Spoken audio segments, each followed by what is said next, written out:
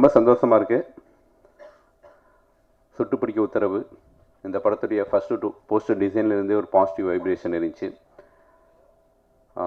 Director Ram பிரகாஷோடைய முதல் படம் தமிழுக்கு என் ஒரு எழுத்துவோம். அந்த படம் எனக்கு ரொம்ப பிடிக்கும். அதை டீட்டெயில் பண்ண அந்த விதம். ஸோ இந்த படத்தை பொறுத்த வரைக்கும் ஆஸ் ஏ ஃபில்ம் மேக்கராக மிகப்பெரிய பேர் கிடைக்கும் ராம் பிரகாஷ்க்கு. ஏன்னா ஒரு சின்ன கண்டென்ட்டை இவ்வளோ டீட்டெயிலாக என்ஹான்ஸ் பண்ணி சொல்கிறது இருக்குதுல்ல. ஸோ எல்லா நாளுமே மல்டி கேமரா. அதனால் வந்து எடிட்டிங்கில் அவருக்கு நிறைய ஸ்பேஸ் இருந்துச்சு. நல்ல டைம் எடுத்து பொறுமையாக நிதானமாக ஒர்க் பண்ணியிருக்காரு. அதே மாதிரி இந்த படம் ஃபுல்லாக பயங்கர கடுமையாக உழைச்சது இன்னொரு டீம்னா வந்து ஃபைட் மாஸ்டர்ஸ். ஏன்னா 60 நாளுமே வந்து ஃபைட்டர்ஸ் இருந்தாங்க. எல்லாருமே வந்து கிட்டத்தட்ட வந்து படத்தில் வரக்கூடிய எல்லா கேரக்டர்ஸ்க்குமே டூப் இருக்கணும். போலீஸாக இருக்கட்டும், ராபரிஸ் கேரக்டர்ஸாக இருக்கட்டும், பொதுமக்களாக இருக்கட்டும், நிறைய கேரக்டர்ஸ் இருக்கு இந்த படத்தில் வராங்க. எல்லாருக்குமே டூப் பண்ணியிருந்தாங்க. நிறைய இன்ஜுரிஸ்.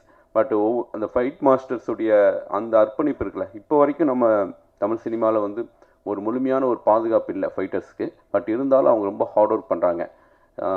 நமக்கு அந்த கார்லாம் மேலே பறக்கும் போது நான் அப்படியே ஒரு நிமிஷம் திரும்பிக்கிட்டேன். அது கார் லேண்ட் ஆகி பெட்ரோல் டேங்க் உடஞ்சி அதுக்கப்புறம் அந்த ஃபைட்டர் வெளியே வரும்போது எல்லோரும் கிளாப் பண்ணாங்க. பட் அந்த ஒரு உயிரை பணைய வைக்கிற ஒரு விஷயம் இருக்குதுல்ல, எல்லாருக்கும் தெரிஞ்சே அவர் பண்ணுற அந்த விஷயம் வந்து அது ஒரு பெரிய கிரேட்டான ஜாப். சினிமாவில் வந்து உயிரை பணைய வைக்கிற ஒரே ஒரு டிபார்ட்மெண்ட் ஃபைட்டர்ஸ் தான். ஸோ அவங்களுக்கு வந்து என்னுடைய நன்றியை தெரிவிச்சுக்கிறேன், பாராட்டை தெரிவிச்சுக்கிறேன். இதில் வந்து எனக்கு டூப்பாக நடித்த முத்து, விக்ராங் டூப்பாக நடித்த கலை 2 பேருமே ரொம்ப ஹார்ட் ஒர்க் பண்ணியிருக்காங்க. இந்த படத்தை ஒரு பாயிண்டில் இந்த படம் பார்த்துட்டு ஒரு 60-70% முடியும் போது எப்பயுமே இப்போ நிறைய ப்ரொடியூசர் வந்து ஃபஸ்ட் காப்பி கொடுத்தா அதை திரும்பி ரிட்டர்ன் பேமெண்ட் அந்த ஃபஸ்ட் காப்பி முழுசாகவே கொடுக்க மாட்டேங்கிறாங்க. நிறைய படம் வந்து அந்த முழுசாக படம் கொடுக்காதனாலே படம் வந்து ரிலீஸ் ஆகாமல் இருக்குது.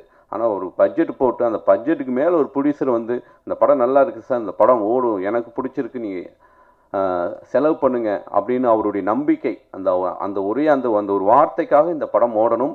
மோகன் சாருக்காக இந்த படம் ஓடணும். ஏன்னா மோகன் சார் வந்து எல்லா தயாரிப்பாளருக்குமே முதல் படம் தயாரிக்கும் போது அவங்க குடும்பத்தில் எவ்வளோ பிரச்சனையை ஃபேஸ் பண்ணுவாங்களோ அந்த பிரச்சனையை ஃபேஸ் பண்ணி அவர் இந்த ஸ்டெப் எடுத்து வச்சுருக்காரு.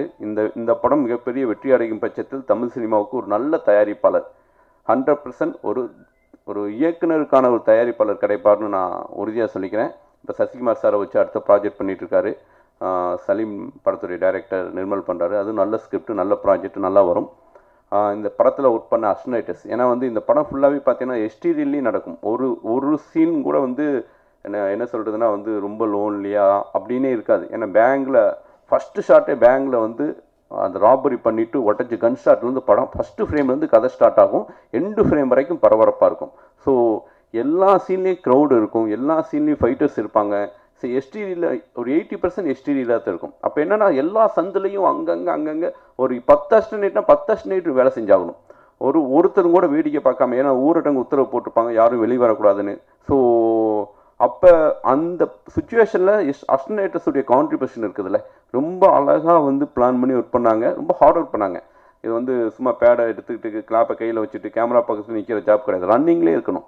ஸோ அங்கே கேரவன் கூட கிடையாது. ஏன்னா வந்து ஒரு அஸ்டனேட்டர்ஸாக வந்து ரூமில் இறக்கி விடுவாங்க, ஷார்ட் ரெடினா மறுபடியும் கூப்பிட்டு வருவாங்க. ஸோ அவங்களுடைய அவங்க இதுக்கு முன்னாடி எத்தனை படங்கள் ஒர்க் பண்ணியிருந்தாலும் இந்த ஒரு படத்தோடைய எக்ஸ்பீரியன்ஸ் அவங்கள ஒரு முழுமையான இயக்குனராக மாற்றும்னு நான் நம்புகிறேன்.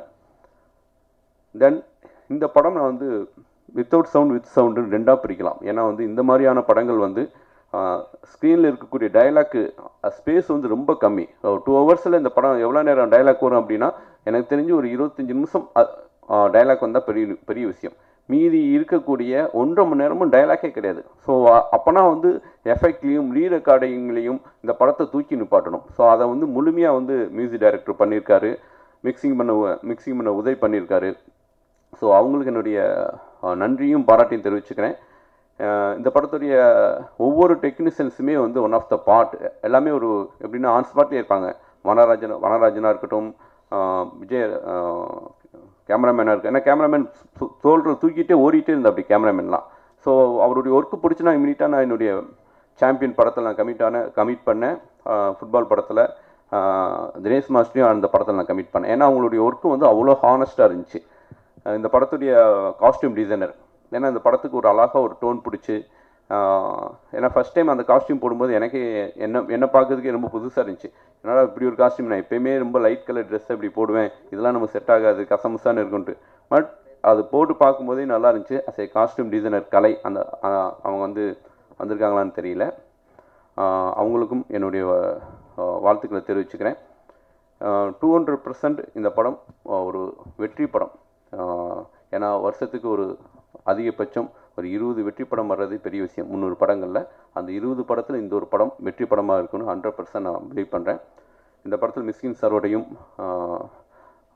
விக்ராந்தோடையும் நடித்ததுக்கு வந்து நான் ரொம்ப சந்தோஷப்படுறேன். இந்த படத்துடைய நிர்வாக தயாரிப்பு வினோத்குமார், எங்கள் ஐயப்பன் கையை நீட்டும் போது ஓரத்தில் இப்போ அப்படி வாப்பா வா, கனிஷ்குன்னு மாற்றிருக்காரு. ஏன்னா கனிஷ்க்கு அந்த மாதிரி பெரிய ஆள் ஆகணுன்ட்டு நியூமராலஜி வச்சு படி தானே மாற்றினேன். நீ பெரிய ஆள் ஆகிறியா இல்லையான்னு பாரு. ரொம்ப ரொம்ப ஹார்ட் ஒர்க்கர். மோகன் சார் வந்து ஒரு 12 மணி வரைக்கும் வேலை செஞ்சார்னா ஒரு 2 மணி வரைக்கும் ஹார்ட் ஒர்க் பண்ணுவா அப்படி. ஸோ உண்மைக்குமே வந்து மோகன் சாருக்கு ஒரு பெரிய ரைட் ஹேண்டட் மாதிரி இந்த படத்தில் ரொம்ப பிஸ்னஸ் சைடாக இருக்கட்டும் ரொம்ப கடுமையாக உழைச்சிருக்காரு. இந்த படத்தில் வந்து அதுலியாக்கு எனக்கும் காம்பினேஷன்ஸு எல்லாருமே வந்து எனக்கும் விக்ராந்துக்கு தான் நிறைய காம்பினேஷன்ஸ் இருக்கும். மீதி எல்லாருக்குமே காம்பினேஷன் சீன்ஸ் அப்படின்னா வந்து எனக்கு அதுலியாக்கும் இருக்கக்கூடிய காம்பினேஷன் சீன்ஸ் தான் நான் படத்தில் பேசின டைலாக்னு நினைக்கிறேன். வேறு எந்த டைலாக் கிடையாது. ஸோ அவங்களுக்கும் எனக்கு இருக்கக்கூடிய அந்த டைலாக் சீக்வன்ஸு ரொம்ப இன்ட்ரெஸ்டிங்காக இருக்கும். ஏன்னா அது கொஞ்சம் ரொம்ப டஃப்பான சீன். தேங்க்யூ. மறுபடியும் நான் இந்த படத்தில் நடித்ததுக்கு நான் சந்தோஷப்படுறேன். இந்த படம் மிகப்பெரிய வெற்றி அடையும். இந்த படத்தில் நடித்த நடிகர்கள், டெக்னீஷியன்ஸ் எல்லாருக்கும் பெரிய பேர் கிடைக்கும். இந்த படத்தை வாங்கி வெளியிடவங்களுக்கும் பேர் கிடைக்கும். இந்த படத்தை வந்து சப்போர்ட் பண்ணுங்கள். Thank you very much.